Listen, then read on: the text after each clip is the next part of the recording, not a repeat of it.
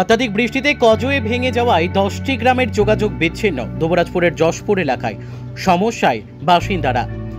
বেশ কিছুদিন যাবৎ অত্যাধিক বৃষ্টিপাতের ফলে একাধিক গ্রামের কজওয়ে জলের তলায়, এমনকি একাধিক জায়গায় কজওয়ে ভেঙে এক গ্রাম থেকে অন্য গ্রামের যোগাযোগ বিচ্ছিন্ন হয়ে গিয়েছে।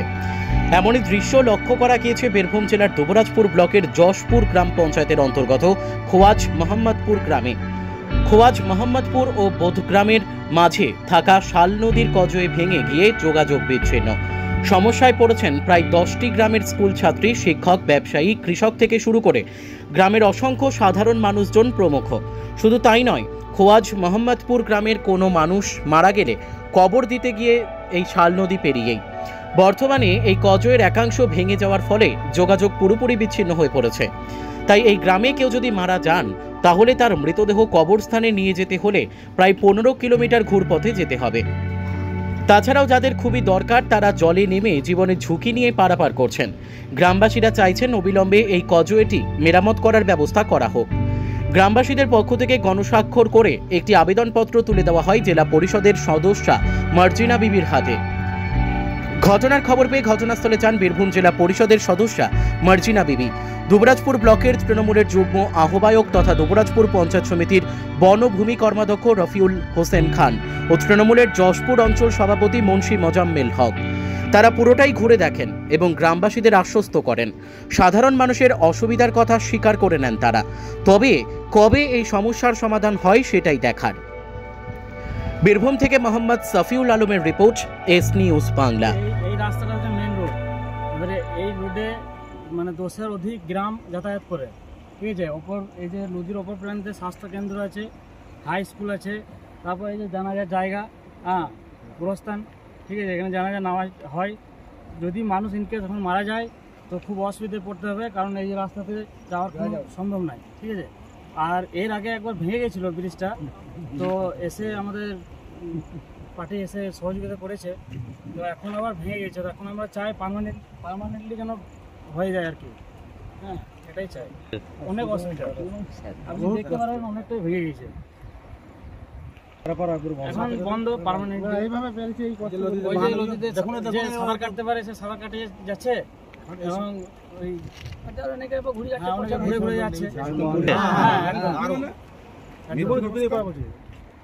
সাঁতার কেটে কেটে যাচ্ছে আর কি, জীবনের ঝুঁকি নিয়ে। যে কোনো সময় মরতে পারে, যে কোনো সময় মারা যেতে পারে। তারা কাঁধে করে নিয়ে ছাগল বয়ে যেতে হবে। আপনার নামটা? দেখেন, এই ব্রিজটা আমরা বহু কষ্ট করে এমপি লেট থেকে 2017 সালে স্যাংশন করেছিলাম ওনার সহযোগিতায় এবং পঞ্চায়েতের সহযোগিতায়। এই ব্রিজটা আমরা করেছিলাম বিগত 2017 সালে। তারপর থেকে আমরা এটা সংস্কার করেই যাচ্ছি। ইদানিং কিছুদিন আগে একবার একটা পার্ট ছাড়িয়েছিল, তারপরেও আমরা পঞ্চায়েতের থেকে 8 লাখ টাকা স্যাংশন করেছিলাম, যেটা ইরিগেশন কাজ থেকে আমরা পারমিশনও নিয়েছিলাম কাজ করার জন্য। অতি বৃষ্টির জন্য কাজটা করতেও পারিনি। এখন যা দেখলাম তাতে শুধু এই গ্রামবাসীদের কবরস্থান নয়, মানে মানুষের যে যাতায়াত, এখানে যে এই পাশের গ্রামে যে হসপিটাল আছে আমাদের, সেখানে স্কুলে যাওয়া আসা, স্কুলের আজ ছাত্ররা 10 কিলোমিটার ঘুরে যেতে হচ্ছে।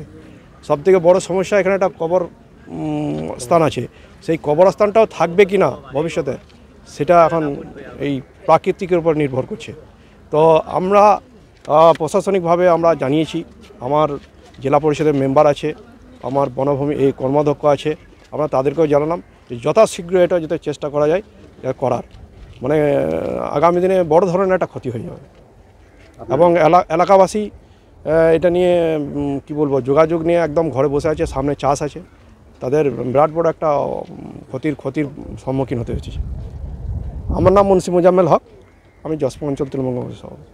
মোহাম্মদপুরে এসে আমরা যেটা দেখেছি যে আজকে ব্রিজটা ভাঙা অবস্থায় পড়ে আছে, কিন্তু ভাঙা অবস্থায় পড়ে থাকাতে যে অসুবিধাটা হচ্ছে, এখানে কিন্তু একটা গ্রাম নেই, এই পঞ্চায়েতের বিভিন্ন গ্রাম থেকে যাতায়াত করে তরুলিয়া স্কুলে যাতায়াত করে, সেই স্কুলের ছাত্রছাত্রী যারা আছে তাদের অসুবিধা হচ্ছে। তার সাথে সাথে খেটে খাওয়া মানুষ, গরিব মানুষ এই রাস্তার মধ্যে যাতায়াত করে, তাদেরও আজকে যাওয়া আসা বন্ধ হয়ে গেছে। তার জন্য আজকে আমরা এখানে এসেছি। আবার এর আগে বছরও আপনারা দেখেছেন এটা কিন্তু এরকমই ভেঙে গেছিলো। আমরা তড়িঘড়ি আমাদের তরফ থেকে এসে, দলের পক্ষ থেকে এসে সবাই মিলে এসে দাঁড়িয়েছিলাম তাদের পাশে, এবং সেই সহযোগিতা করে এই রাস্তাটা যাতে আবার চলাচলের ব্যবস্থা হয় সেই ব্যবস্থাটা আমরা করে দিয়েছিলাম। আজকে আমরা এখানে এসেছি, মাননীয় মুখ্যমন্ত্রী মমতা বন্দ্যোপাধ্যায় আমাদেরকে যেভাবে প্রতিনিধি হিসেবে পাঠিয়েছেন। আমরা কিন্তু এলাকা ভিত্তিক সব জায়গায় ঘোরাঘুরি করি। আমাদের জেলা পরিষদের সদস্যা মর্জিনাদি রয়েছে, আমাদের সমাজসেবী আমাদের কাঞ্চন রয়েছে এবং এখানে আরও অনেকেই রয়েছে, গ্রামবাসী হিসেবে সবাই রয়েছেন এখানে। এদের যেটা দাবি, সেই দাবিটা ওনাদের দাবি থাকলেও তার থেকে বড় দাবি আমাদেরও থাকবে, যেহেতু এখানে খেটে খাওয়া মানুষ, গরিব মানুষ, ছাত্র ছাত্রী, তাদের অসুবিধা হচ্ছে। যাতে এই অসুবিধাটা তাড়াতাড়ি দূর করা যায় তার জন্য আমরা প্রশাসনিকভাবে যেখানে জানাতে হয় আমরা জানাবো এবং তড়িঘড়ি এই কাজটা যাতে হয় তার ব্যবস্থা আমরা নিশ্চয়ই করব। আমরা 100% আশাবাদী যে কাজটা খুব তাড়াতাড়ির মধ্যে হবে। আমার যশপুর জিপি আর খোঁজ মোহাম্মদপুরে এসছি। এখানে একটা ব্রিজ মানে খুব খারাপ অবস্থায় ভেঙে গেছে। কয়েকটা গ্রাম এই যে ব্রিজের মধ্যেই যাতায়াত করে এবং ব্যবসা বাণিজ্য, চাষবাস সব কিছু এই ব্রিজটার উপরে ডিপেন্ড করে। বিশেষ করে যদি কেউ মারা যায় এখন, তো তাদের লাশটাও কিন্তু, ডেড বডিটাও কিন্তু এই ব্রিজের মাধ্যমে যায়। সেই ব্রিজটা এখন বেহাল অবস্থা, ভেঙে পড়ে গেছে। গ্রামবাসীর খুব অসুবিধা। তার জন্য ওনারা আমাদের পঞ্চায়েত সভাপতিকে ফোন করে, আমাকেও ফোন করেছিলেন, আমি তার জন্য এটা দেখতে এসেছি। দেখি আমরা আমাদের সভাধিপতি কাজলদাকে জানাই, তারপরে উনি একটা ডিসিশন নেবেন সবার সঙ্গে আলোচনা করে, তারপর আমরা বলতে পারবো। তাও মোটামুটি কয়েকটা গ্রামে 3-4টে, তো এখানের প্রায় পদুমা জিপিও এখানে আসা যাওয়া করে, সাহাপুরও যাতায়াত করে, মানে প্রত্যেকটা জিপির সঙ্গে কানেকশান আছে। তরুলিয়া মোড় বা হাই রোডে যেতে গেলে এই রাস্তাতেও যাওয়া যায়। গ্রামবাসীদের পক্ষ থেকে একটা লিখিত আমাকে জেলা পরিষদে দেওয়ার জন্য দিয়েছে, সেটা আমি জেলা পরিষদে জমা করব। এটা তো ওনাদের প্রাপ্য দাবি তো করবেনই, তার কারণ ভোট দিয়ে আমাদেরকে এখানে রেখেছেন, তার তো ওনাদের তো বক্তব্য আছেই। এবার আমরা চেষ্টা করব যতটুকু আমাদের জেলা পরিষদের মাধ্যমে করানো যায়, আমরা সভাধিপতির সঙ্গে বা বিভিন্ন দপ্তরের সঙ্গে কথা বলে দেখব, ডিসিশনটা নিয়ে তারপরে ওনাদেরকে আমরা জানিয়ে দেবো। মর্জিনা বিবি, ZP member, ZP 6 Dubrajpur block.